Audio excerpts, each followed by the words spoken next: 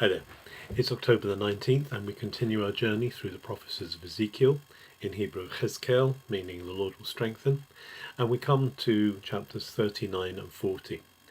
In chapter 39 it is the completion of an earlier oracle concerning Gog, the great, or actually Gog and the associated nations who have been gathered against Israel after its return to the land and after its reunification and after the establishment of God's kingdom among them.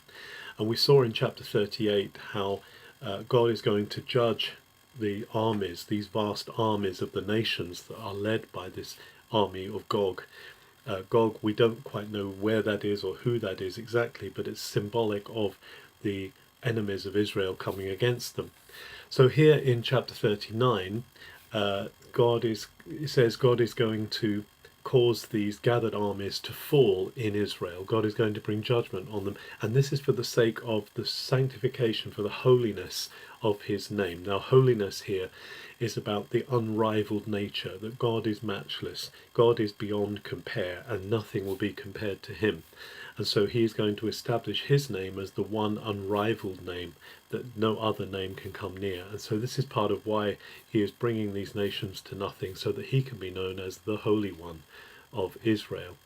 And after this battle, after this judgment that God brings on these assembled armies, there's going to be huge plunder. It says in an apocalyptic vision, it says it's going to take 7 months to bury the dead of this terrible debacle that's coming.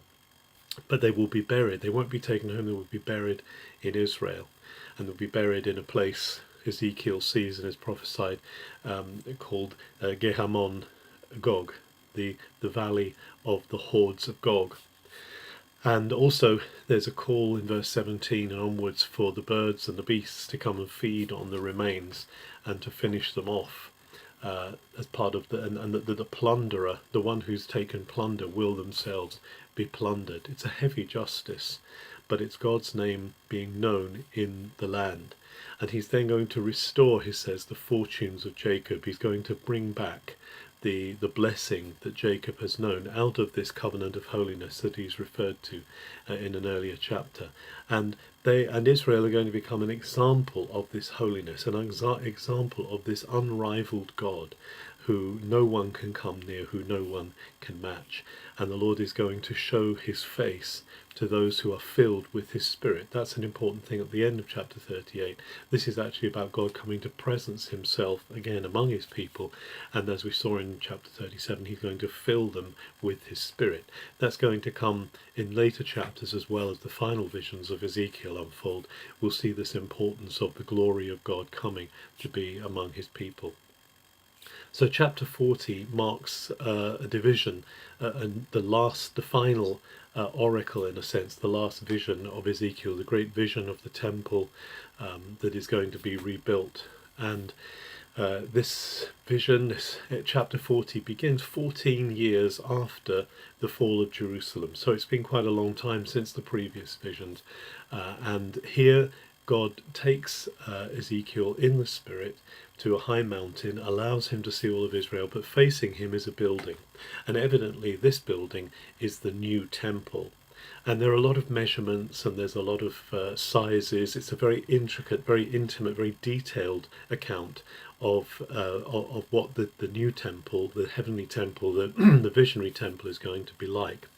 We're not going to go into all the measurements, but basically Ezekiel sees a man or an angelic figure with a measuring rod. This measuring rod is about 10 feet long, around about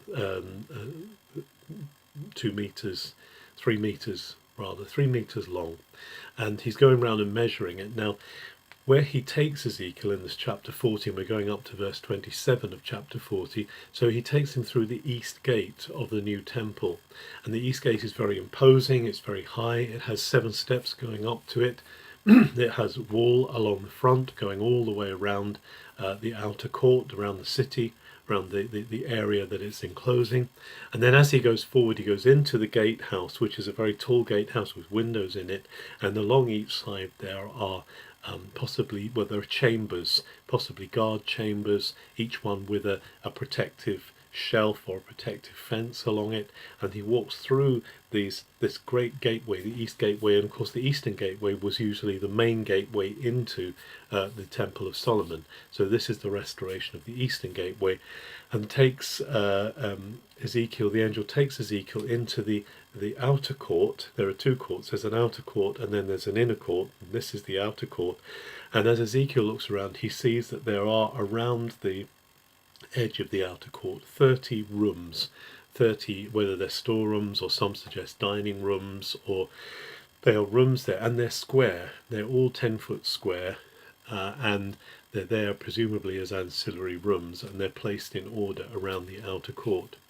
And then Ezekiel, in the latter part of this reading that we're in, up to verse 27, is shown that there's also a gate on the south and the north of the outer court for people to come and go through.